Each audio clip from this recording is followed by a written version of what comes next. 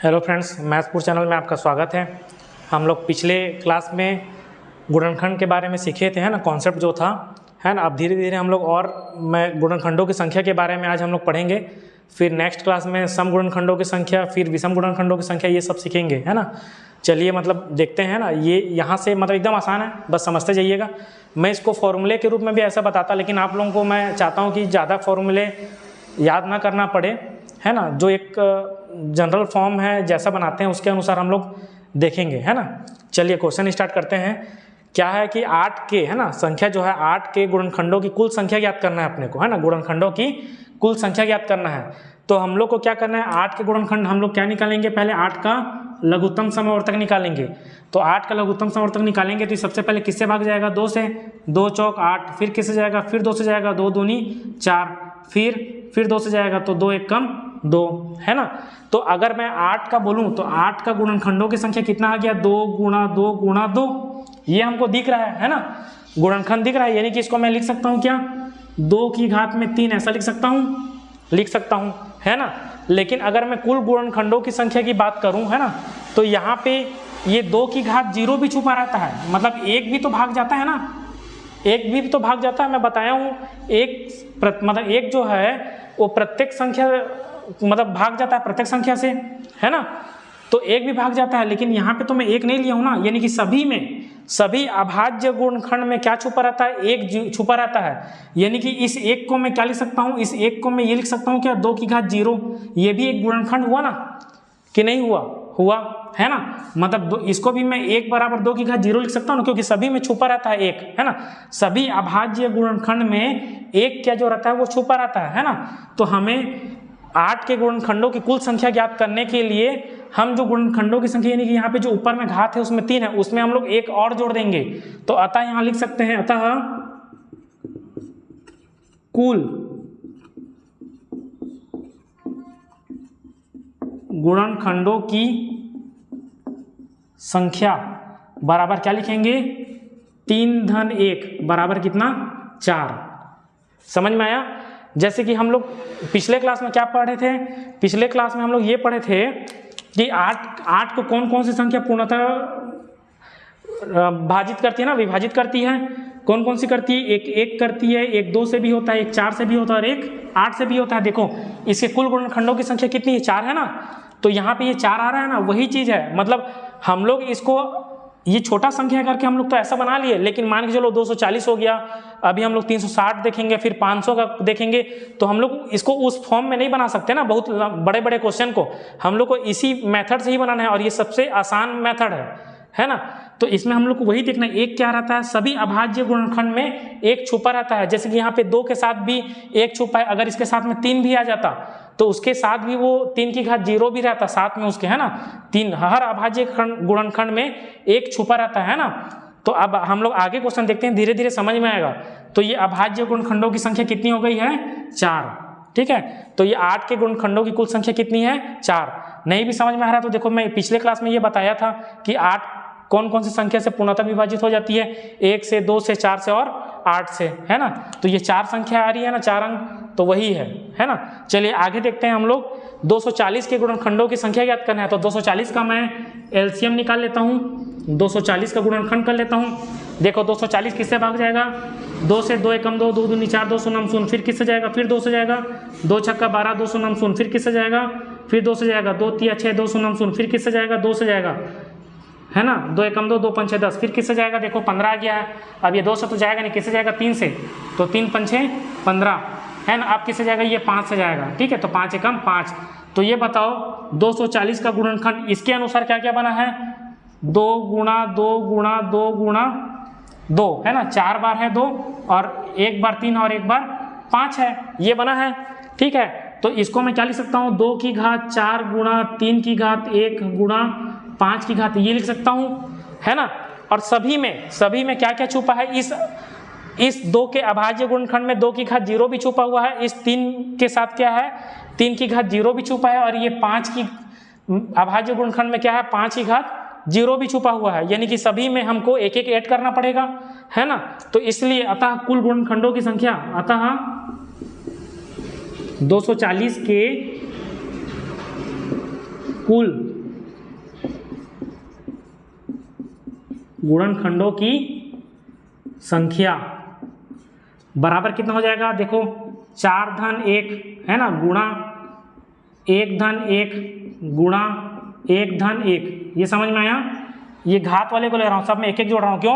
क्योंकि सभी में क्या क्या छुपा है, अगर 2 अभाज्य गुणनखंड है उसमें भी 2 की घात 0 छुपा हुआ है ना, 3 की घात 0 छुपा हुआ है और 5 की घात 0 छुपा है, यानी कि सभी का मान तो एक ही होता है ना, इसीलिए क्योंकि इसको भी तो लेना पड़ेगा है ना। तो अगर मैं इसको देखूं तो ये कितना हो गया 5 है ना, और ये कितना हो गया 2 और ये कितना हो गया 2, तो कितना हो गया ये 5 दूनी 10 और 10 दूनी 20, यानी कि 240 के गुणनखंडों की संख्या कितनी है, कुल 20 है। यहाँ तक समझ में आया। हम लोग यही सब क्वेश्चन को दोबारा जब सम गुणनखंडों की संख्या विषम गुणनखंडों की संख्या हम लोग देखेंगे तो इसको हम लोग फिर से यही क्वेश्चन में ही हम लोग आगे बढ़ेंगे है ना। तो ये चीज समझ में आ रहा है कि नहीं आ रहा है, इसको देखो पहले है ना। तो इसके 240 के गुणनखंडों की संख्या क्या है, 20 है। ठीक है,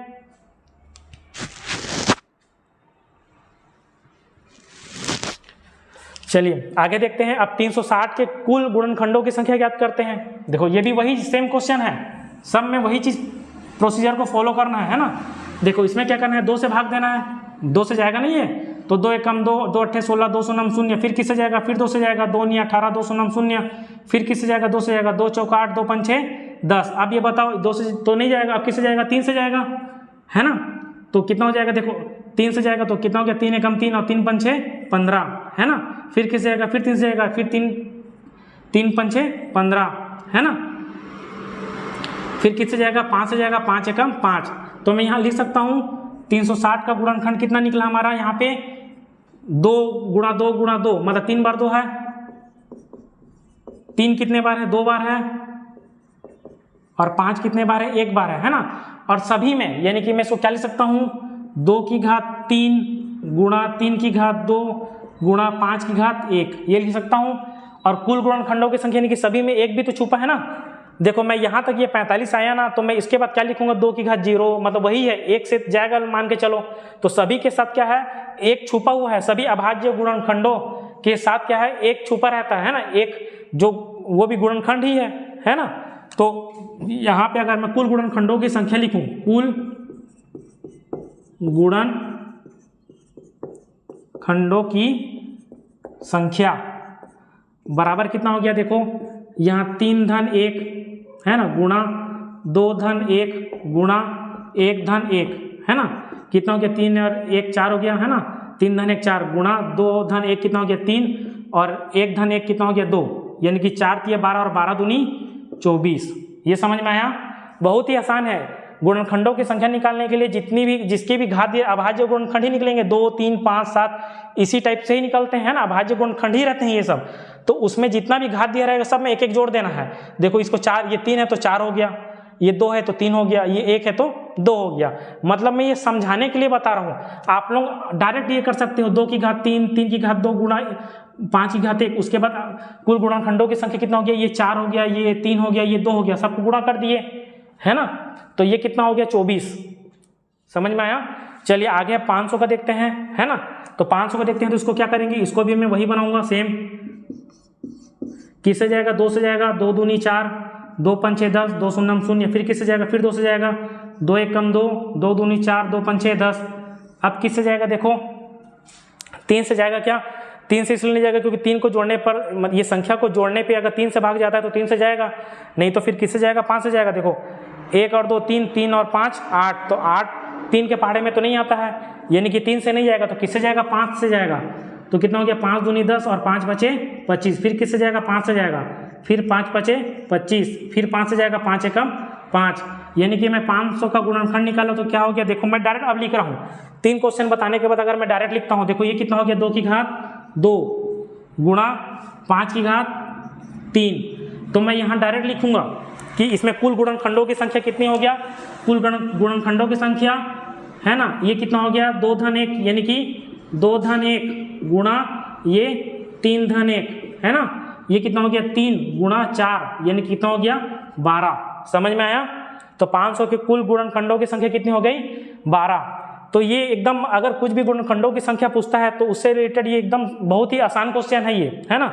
इसी टाइप से ही बनाना है और एकदम ईजी है, कोई भी मतलब ये कठिन जैसा कुछ भी नहीं है ना। अब अगर मैं इसको फॉर्मूला के बेस पे बनाता, फॉर्मूला यानी कि अगर मैं आप लोगों को बताता कि माना n कोई अभाज्य संख्या है ना, n कोई संख्या है और a b c उसके कोई 3 अभाज्य गुणनखंड हैं और उनकी घात क्रमशः p q r या कुछ भी ले लो है, फिर अगर मैं उसके अनुसार बनाता, फिर मैं लिखता अभाज्य कुल गुणनखंडों की संख्या, मतलब जो घात है, घात में एक जोड़ दिया p+1 गुणा q+1 प्लस r+1 ऐसा करके, तो कन्फ्यूजन हो जाते है ना हम लोग को। और अभी मैथमेटिक्स में भी बहुत बचे हैं ना, तो वो सब चीज़ को हम लोग फॉर्मूला जितना कम हम यूज़ करके हम लोग जितना कम फॉर्मूला यूज़ करेंगे, है ना, तो उतना हमारे लिए अच्छा है। ज़्यादा फॉर्मूला यूज़ करेंगे तो ज़्यादा कन्फ्यूजन भी होगा कि कैसे याद करेंगे, हमेशा कुछ ना कुछ थोड़ा मोड़ा भूल जाते हैं, है ना। तो ये चीज़ मैं आप लोगों को बताया हूँ एकदम सरल तरीके से कि निकालना कैसे है गुणनखंडों की संख्या निकालने के लिए, है ना। ये अब ये एलसीएम है, लघुत्तम समवर्तक, ये तो निकालना आना चाहिए आप लोगों को, बेसिक है ना, ये सब बहुत ही बेसिक है। और ये चीज़ निकल जाएगा तो मैं आप लोगों को गुणनखंडों की संख्या भी बता दिया हूँ कि कैसे निकलेगा, है ना। तो सभी में क्या छुपा रहता है, सभी अभाज्य गुणनखंडों में क्या छुपा रहता है, 1 छुपा रहता है, इसीलिए वो 3 की जगह में क्या हो जाता है, 4 हो जाता है ना। जैसे कि यहाँ पे क्या है, 2 कितने बार है, 1 2 3 4, तो यहाँ पे 1 2 की घात 0 भी है, यहाँ पे क्या है 3, यहाँ 3 की घात ये 1 है लेकिन 3 की घात 0 भी है।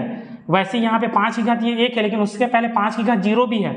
वैसे यहाँ पे क्या है, 5 की घात क्या है, 2 की घात यहाँ पे 0 भी है ना, सब एक वैसे ही स्टार्ट हुआ है ये। तो इसीलिए मतलब यहाँ पे सब एक एक एक्स्ट्रा हो जाता है, एक एक जुड़ जाते हैं सभी में।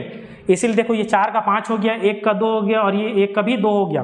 तो मैं डायरेक्ट ये लिखा हूँ, आप लोगों को समझाने के लिए मैं ये सब चीज़ को थोड़ा सा पूरा डिटेल में लिखा हूँ, नहीं तो फिर पूरा डायरेक्ट हम लोग करते। जैसे कि अब हम लोग नेक्स्ट अभाज्य, अगर हम लोग गुणनखंडों की संख्या निकालेंगे तो हम लोग डायरेक्ट अब इस टाइप का करेंगे डायरेक्ट, है ना, ताकि आप लोगों को समझ में आ जाए। फिर उसके बाद जो और कोई नया कॉन्सेप्ट रहेगा, सम गुणनखंडों की संख्या निकालना, ये विषम गुणनखंडों की संख्या निकालना, फिर उसको मैं थोड़ा सा डिटेल में बताऊंगा। फिर उसके बाद हम लोग फिर वो दोनों को हम लोग फिर शॉर्ट में बनाएंगे, है ना, क्योंकि देखो शॉर्ट ट्रिक कुछ होता नहीं है। मैथ ऐसा चीज़ है जिसको हम लोग प्रैक्टिस कर करके ही वो शॉर्ट बन जाता है ना। जैसे कि मान लो ये क्वेश्चन को सॉल्व किए, ये क्वेश्चन को सॉल्व किए, ये क्वेश्चन को सॉल्व किए, इसको सॉल्व किए, फिर उसके बाद मान के चलो कोई क्वेश्चन और आ गया कि 380 का गुणनखंडों की संख्या निकालो। तो 380 का जब निकालोगे, जब आपको 4 5 10 क्वेश्चन अगर प्रैक्टिस में रहेगा तो आप लोग ये सब चीज़ को नहीं करोगे, डायरेक्ट ये लिखोगे घात में जो है उससे 1 जोड़ देना है, 2 की घात में 1 जोड़ देना है और 1 की घात में भी 1 जोड़ देना है, ऐसा करोगे डायरेक्ट। मतलब ये डायरेक्ट आपका आंसर आ जाएगा, है ना। कोई शॉर्ट ट्रिक इस टाइप का मतलब नहीं होता है ना।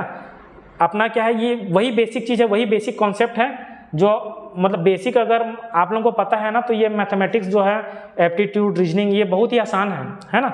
चलिए, तो ये वीडियो आप लोगों को पसंद आया तो प्लीज़ लाइक करिएगा, है ना, चैनल को सब्सक्राइब करिएगा और अपने दोस्तों लोगों को भी शेयर करिए, है ना।